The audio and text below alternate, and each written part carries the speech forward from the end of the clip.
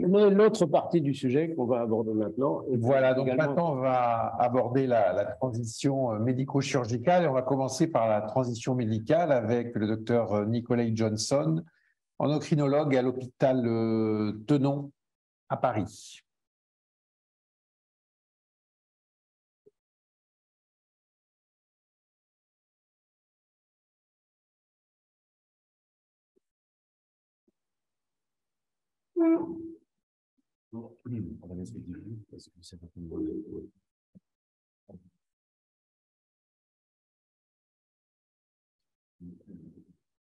Merci beaucoup. Donc, je vous remercie de m'avoir invité à parler aujourd'hui à l'Académie. Je suis docteur Nicolas Johnson, je suis endocrinologue donc adulte. Je travaille à Tenon depuis quelques années et j'accompagne des personnes trans depuis environ 7 ans, 8 ans. J'ai commencé pendant mon internat, un peu de façon miraculeuse. Je ne vais pas m'étendre sur les détails, enfin, sur ces premières diapos qui ont été largement reprises par les interlocuteurs précédents. Dans mon exposé, quand je parlerai d'une femme trans, je parlerai d'une personne qui transitionne vers le M2F, comme on dit, et chez un homme trans, une personne qui transitionne de F to M. Je pense que qu'on se met d'accord là-dessus. Cette diapo c'était important aussi de rappeler l'impact qu'a eu cette loi de modernisation de la justice en 2016 sur les conditions d'accession au changement d'état civil. Effectivement, auparavant, la transition médico-chirurgicale était conditionnée, enfin, était une condition pour pouvoir changer d'état civil. Depuis 2016, donc il y a une dissociation entre le changement d'état civil et le parcours médico-chirurgical, ce qui veut dire que les personnes trans, elles pouvaient en pratique accéder à une transition qui leur correspondait et puis exprimer leur choix dans leur parcours. Et c'est bien sûr à nous, médecins, somaticiens et chirurgiens, d'essayer de nous adapter à leurs désirs. En France aussi, un rappel, donc, la transition est donc prise en charge dans le cadre de la LD 31. Donc, moi aussi, du point de vue hormonal, j'ai pu constater dans mes consultations une augmentation importante des demandes, ce qui est donc confirmé par les chiffres qui sont émis par les CEPAM. À titre d'exemple, on voit en 2020, il y a eu 3300 admissions dans l'année au titre de l'ALD 31 versus 900 admissions en 2013. Donc, ça veut dire qu'on a une augmentation très significative et parmi lesquels 70% des bénéficiaires qui ont entre 18 et 35 ans. C'est dire si la population est de plus en plus jeune et plus diverse. On constate également un changement du ratio MTF-FTM qui s'équilibre environ à 1, alors qu'auparavant, les personnes transidentitaires étaient plus souvent, enfin la population était essentiellement représentée par les personnes MTF. Alors, je ne vais pas rentrer dans les détails de l'augmentation. Je pense plutôt qu'on arrive à une expression par la libéralisation, on arrive à une expression libre des personnes dans leur choix de parcours. Et donc, il n'y a pas plus de personnes trans, et ça prouve que les personnes trans peuvent accéder à leur désir de transition. Important aussi également, donc ces dernières années, c'est que la plupart des CECO, ces centres de procréation médicalement assistée, accordent la possibilité de préservation de gamètes avant d'entamer une transition hormonale et a fortiori chirurgicale, ce qui n'était pas le cas avant. Quand j'ai commencé à voir des personnes trans en 2015, les personnes étaient exclues de fait d'une possibilité de conserver leurs gamètes, ce qui constituait pour moi un énorme problème éthique.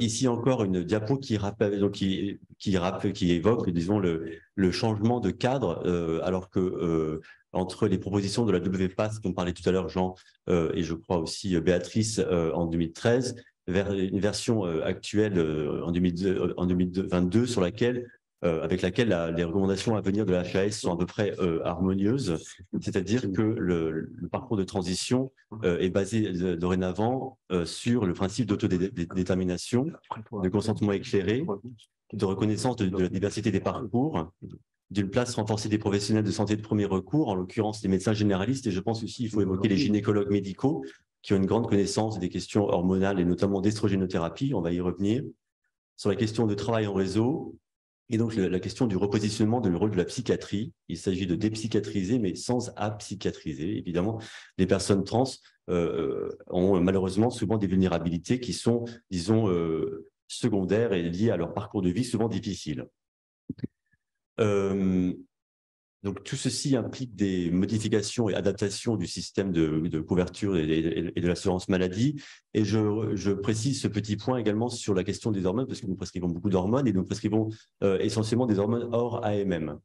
Nous savons qu'en tant que médecin, nous pouvons prescrire des traitements hors AMM à certaines conditions, notamment d'informer la personne qui en bénéficie des risques et bénéfices qui sont associés, qu'il y ait une bonne littérature qui permette d'argumenter dans le sens de la prescription. Et il est question actuellement en discussion avec l'HAS, l'IGAS et autres institutions et la NSM de modifier un peu les conditions d'accession au traitement et d'étendre l'AMM sur la base d'un usage bien établi et de la transformer en une sorte de cadre de prescription compassionnelle. En effet, le fait de prescrire hors AMM a été souvent un obstacle aux personnes qui voulaient se lancer dans la prescription d'hormones et chez les personnes trans et qui ne se sentaient pas à l'aise de le faire. Voilà. Alors, cette diapo, je la mets parce qu'il y a pas mal d'études récentes, et notamment une qui est sortie cette année dans le New England, qui est donc prospective et qui montre l'importance vitale, enfin cruciale et parfois et souvent vitale, de mettre en œuvre un accompagnement hormono-chirurgical chez les personnes trans, chez les jeunes comme chez les adultes, parce que nos traitements hormonaux et chirurgicaux sauvent des vies. Voilà. Alors, je vais passer à la partie, parce que je devais faire une partie hormonologique, mais je vais parler de la consultation spécifique, enfin, disons, encadrant le début de la transition hormonale. Donc, ce n'est pas des consultations médicales particulièrement complexes, qui sont donc, elles impliquent les mêmes questions habituelles, en insistant toutefois sur les antécédents familiaux et notamment les facteurs de risque cardiovasculaires, thrombotiques, et notamment sur le risque familial et éventuellement au personnel de phlébite ou d'embolie pulmonaire. On posera la question à un homme trans également de l'histoire gynécologique avec la ménarche, les cycles, l'existence d'une contraception éventuelle et du statut vaccinal HPV. On sait que les hommes trans peuvent avoir des ovulations qui persistent malgré un traitement par testostérone et qu'il conviendra de penser à une contraception, le cas échéant, où cet homme trans aurait des rapports avec un risque de grossesse. Il faut poser la question des traitements actuels, bien sûr, et des hormonothérapies antérieures pour statuer un peu sur la situation initiale. Le premier entretien avec les personnes est également l'occasion d'un entretien sur la situation personnelle, familiale et professionnelle, parce que souvent les personnes que je rencontre n'ont pas forcément d'accompagnement en médecine, notamment générale, et il est important de pouvoir identifier des problématiques familiales et sociales. Voilà. Il faut poser la question de savoir quel est le projet, parce que le projet de la personne est l'impératif dans notre accompagnement, et que c'est la personne, parce que les personnes sont souvent informées par d'autres usagers, par des associations, par Internet. Il faut savoir répondre à des questions et savoir quelles connaissances peuvent être apportées ou alors corrigées. Je parle de la question sexologique également, parce qu'il faut poser la question de la sexualité chez les personnes que nous recevons, puisque nos hormonothérapies vont avoir un impact non seulement sur la libido, mais également sur la fertilité. Et il faut aussi savoir quels types de sexualité sont pratiqués par les personnes que nous rencontrons, parce que toute personne, par exemple toute femme trans, ne voudra pas totalement abandonner sa sexualité pénienne, tout comme un garçon trans pourra garder des rapports sexuels avec des garçons, avec des personnes avec des garçons avec des pénis. Donc il faut poser ces questions pour savoir comment accompagner le projet en respectant les pratiques sexuelles, qui peuvent également changer au cours du temps. Et donc, bien sûr, toujours informer de la possibilité de préservation de fertilité qui pourrait être proposée avant de démarrer les traitements hormonaux et la chirurgie. Le bilan le bilan de base est plutôt simple. Je suis endocrinologue, donc je fais beaucoup d'hormones, mais je fais aussi un bilan de débrouillage standard, parce que les personnes que je vois sont souvent peu accompagnées en médecine générale. Il n'y a pas d'indication systématique à pratiquer une échographie pelvienne ou testiculaire, c'est selon le contexte. Pas d'indication à un cariotype qui n'a aucune utilité, qui coûte cher et qui est stigmatisant. Pas d'indication systématique à un dépistage du VIH, qui était une pratique courante parce qu'on assimilait la transidentité à un risque sexuel, un risque de maladie sexuellement transmissible. Et pas non plus d'indication à une exploration hormonale spécifique, en l'occurrence, pas d'indication chez un garçon trans à rechercher une hyperandrogénie ou une hypersécrétion androgénique.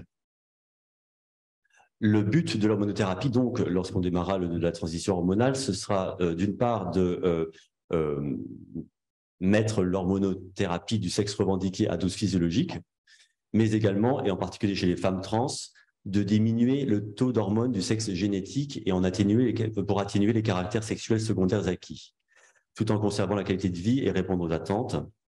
Donc, la plupart des traitements que nous proposons sont hors AMM jusqu'au changement d'état civil.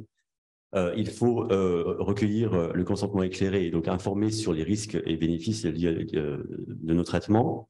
Il faut d'emblée avertir sur la grande variabilité individuelle de la réponse au traitement. On n'a pas de boule de cristal qui nous permette de dire quel volume mammaire obtiendront les femmes trans que nous traitons par estrogène, et on ne peut pas savoir quel taux de pilosité obtiendront les garçons trans qui sont mis sous testostérone.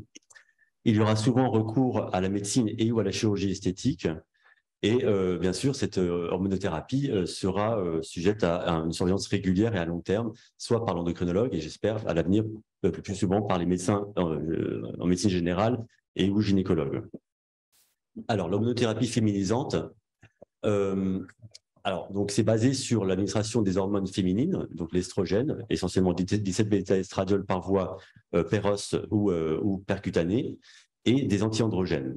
Alors, l'estrogénothérapie est ce qui pose le plus de problèmes dans notre pratique en termes de risque.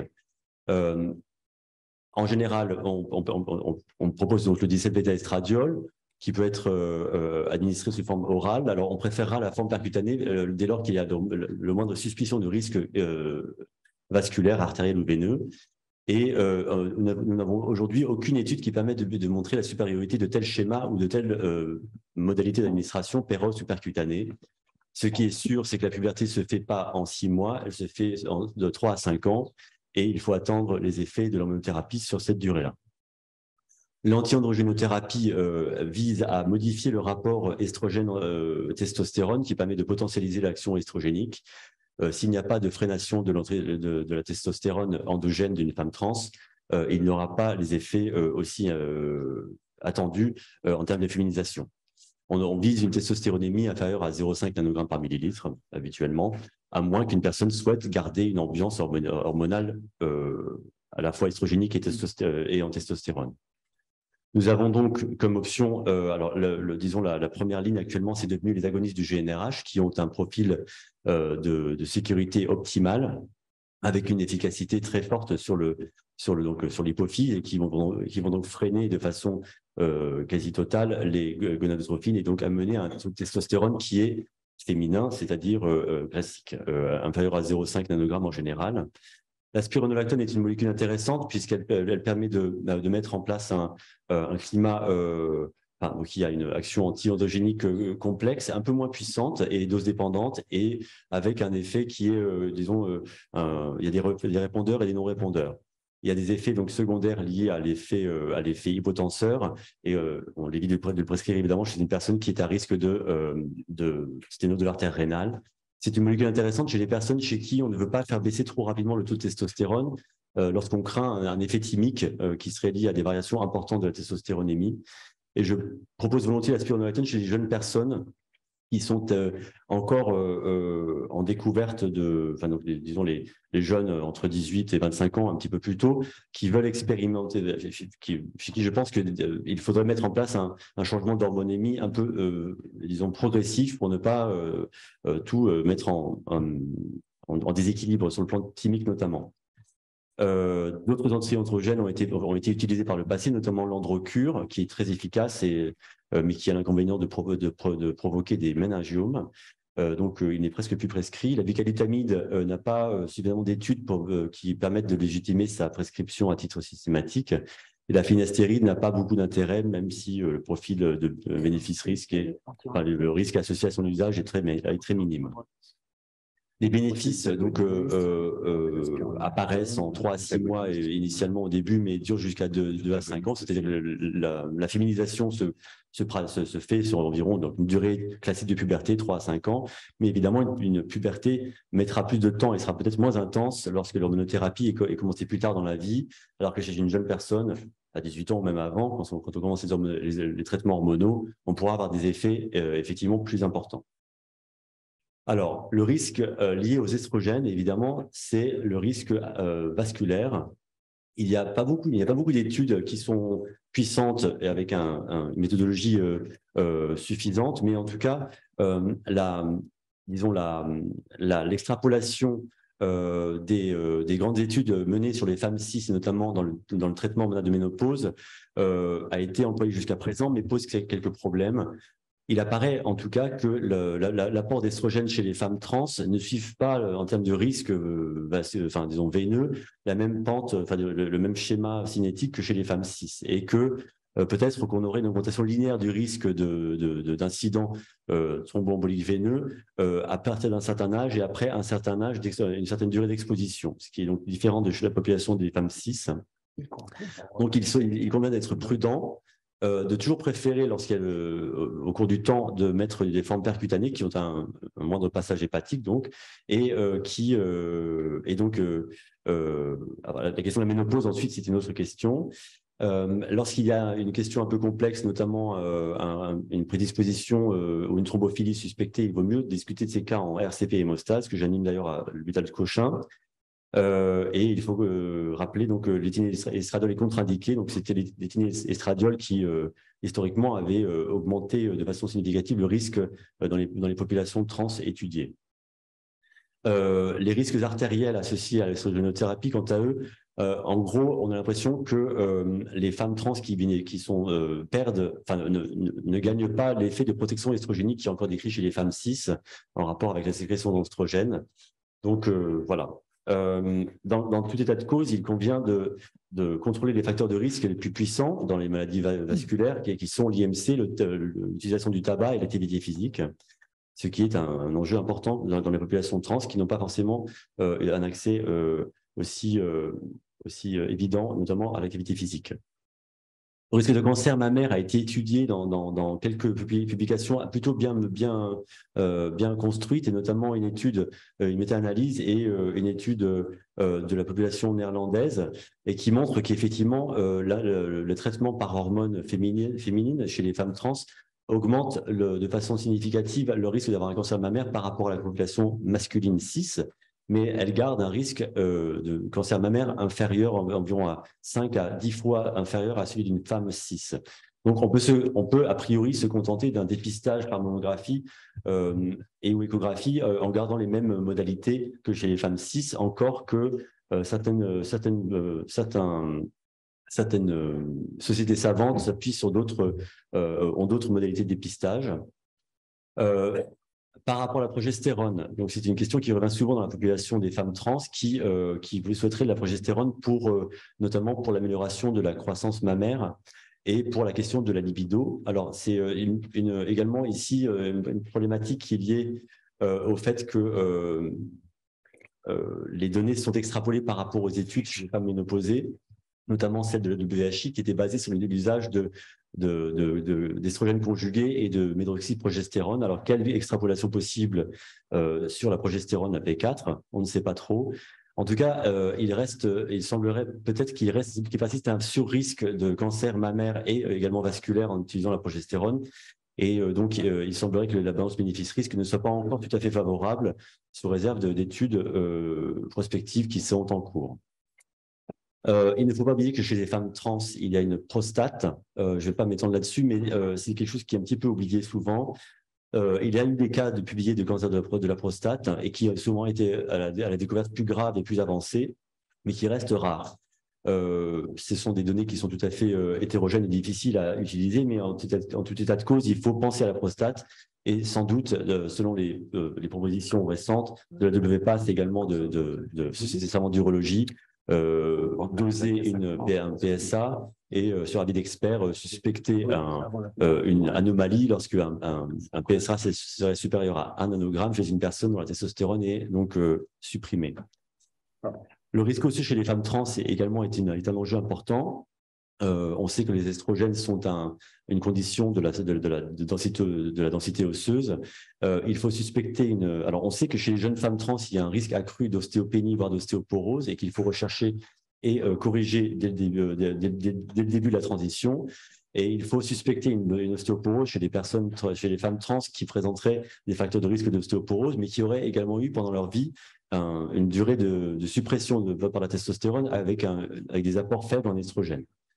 On voit que les femmes trans ont des risques de fractures qui sont légèrement supérieurs à celles des femmes cis dans cette étude hollandaise.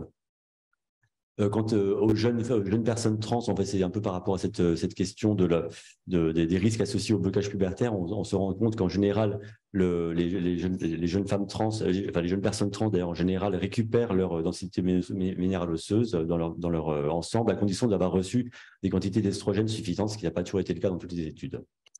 Voilà, je pense que je vais m'arrêter ici parce qu'on va parler de la partie chirurgicale chez les femmes trans. Merci beaucoup.